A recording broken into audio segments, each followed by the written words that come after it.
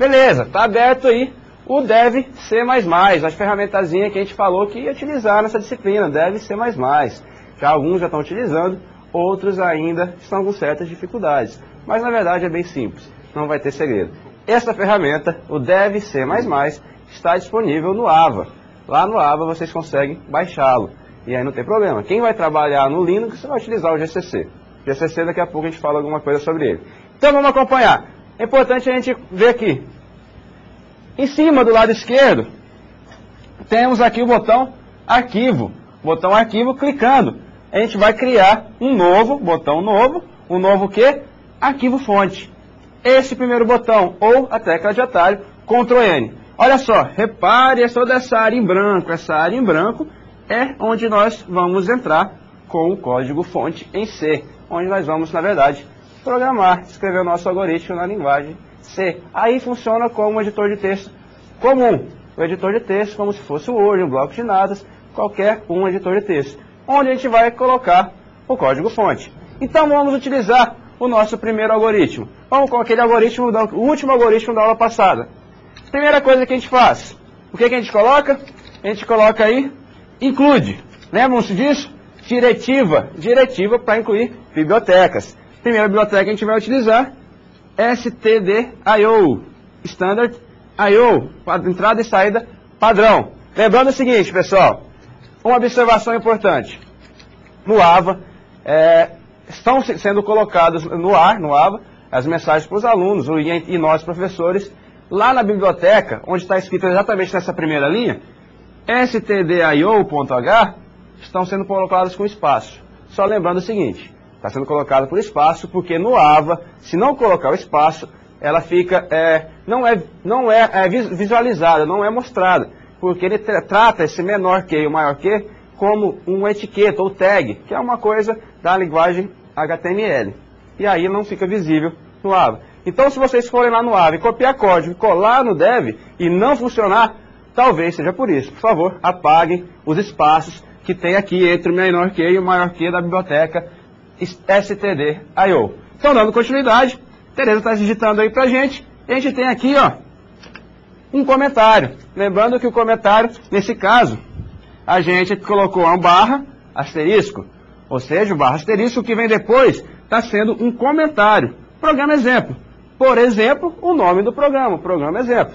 E olha só, finalizamos o comentário. Então esse é um comentário para várias linhas de comentário. Na verdade, utilizamos só uma só para exemplificar.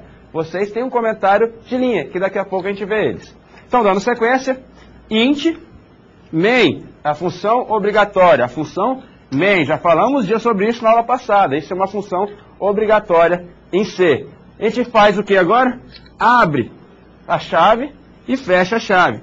Ou seja, o que vier entre a abertura de chave e o fechamento de chave é o algoritmo, o código fonte. E aí a gente está declarando uma variável aí. Variável do tipo inteiro, chamada de x. Lembrando que declaração de variável termina com ponto e vírgula. Isso é diferente do Portugal IDE. Então a primeira variável é chamada x. Na sequência, a gente vai fazer uma coisinha aí, ó. Printf. Se lembram do printf? Print em inglês é para imprimir. Printf, na verdade, ele vai imprimir, escrever na tela o que for comandado nessa instrução. Seria análogo ao escrever do Portugal IDE. Então, olha só, vai escrever o quê? Abre o printf, abre parênteses, aspas, porque a gente vai colocar uma string, se lembra o que é string? Colocar uma string aí, que é um conjunto de caracteres, conjunto de símbolos, e vai escrever na tela. Digite um valor inteiro. Exatamente isso vai ser escrito na tela, assim como no Portugal IDE. Quando você coloca algo entre aspas, escreve literalmente. E aí fecha o parênteses e o ponto e vírgula. Sempre termina com ponto e vírgula o printf. Dando sequência, scanf. Se lembra do scanf? Scanf é para a entrada de dados. Então eu vou entrar dado do teclado. A printf e a scanf são instruções da biblioteca Standard I/O. Então vocês, para utilizarem essas duas instruções, printf e scanf, obrigatoriamente tem que incluir no início do programa a biblioteca Standard I/O. Então olha só, agora a gente está entrando o dado, lendo o dado do teclado com a instrução scanf, e o que vai ser entrado no teclado é do tipo inteiro, Lembram-se porcentagem D do tipo inteiro? E vai ser atribuído para quem? Para a variável x, que a gente criou e é do tipo inteiro. Então, olha só, para variáveis, leitura de variáveis com scanf do tipo inteiro, a gente sempre coloca o E comercial antes do nome da variável, o E comercial. Isso é obrigatório. Só não vai colocar para strings, né? Então, por enquanto, a gente disse que não vai utilizar, e na verdade a gente não vai utilizar strings sendo lido pelo scanf. A gente vai utilizar uma outra, que é a fgets. Dando sequência, a gente vai escrever agora aí, a gente precisa adicionar mais uma linha, né? Que é para segurar isso no dev. Isso no dev, porque se vocês não colocarem nessa linha, getChar, se lembram que é o getChar? É para esperar entrar uma tecla, alguma tecla no teclado, até alguém digitar alguma coisa. Então isso é importante para poder segurar e você visualizar o que está sendo processado no dev. Isso no dev é necessário. Você parar a execução para você visualizar. Por quê? Porque o dev é um programa feito em janelas. Janelas. Assim, ele roda no sistema operacional visual. Então, quando termina a execução, logo vai sair daqui, vai fechar a janela. Sair no fechamento das chaves. Se não tiver essa instrução, ela vai passar direto. Passando direto, fecha a janela. Então, a gente precisa segurar um pouquinho para visualizar o que está acontecendo. Que é diferente de se executar no modo console, do terminal, MS-DOS, ou um console da vida. Porque se você não mandar limpar a tela, ele vai continuar lá. Bom, vamos rodar, ver o que vai acontecer. Temos o programa. Para rodar, a gente vai ter que ir em executar.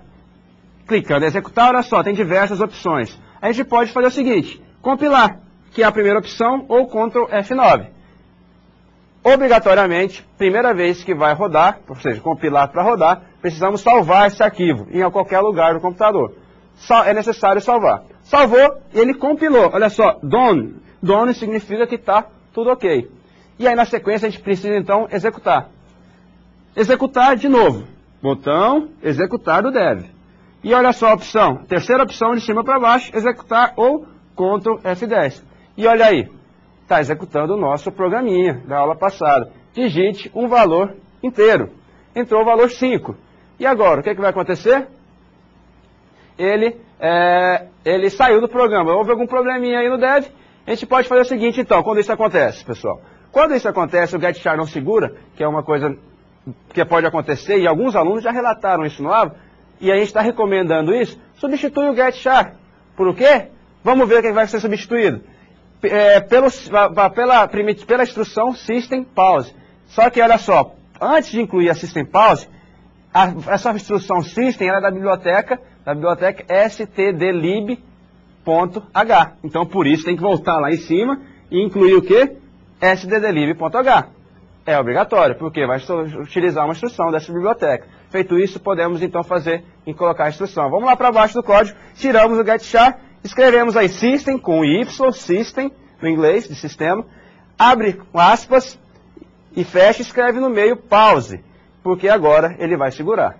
Vamos rodar para ver o que vai acontecer? System com S minúsculo no início, e aí vamos rodar. Rodou, done, ok, funcionou. Vamos lá, digitrar o número 5 de novo. Olha só, entrou o número 5 e agora segurou. Essa mensagem escrita aí, pressione qualquer tecla para continuar. Quem fez isso é o System Pause, para você continuar. Então vamos lá, vamos ter que pressionar qualquer tecla aí e continuar. A gente pode fazer o seguinte, uma forma mais rápida. Vamos lá de novo, executar. E ao invés de agora a gente compilar para depois executar, olha só, a gente tem a opção compilar e executar direto, F9, é mais rápido. Então a gente geralmente utiliza ela, compilar e executar, F9. E aí roda o programa, vai funcionar e vocês podem utilizar normalmente. Então uma recomendação, a gente falou na primeira aula para usar o getChar para alguns no AVA, por quê? Porque a gente não tinha falado da biblioteca stdlib. Agora já mostramos que a gente pode utilizar ela e o System Pause. O System Pause evita alguns problemas que de repente podem aparecer no getChar. Bacana?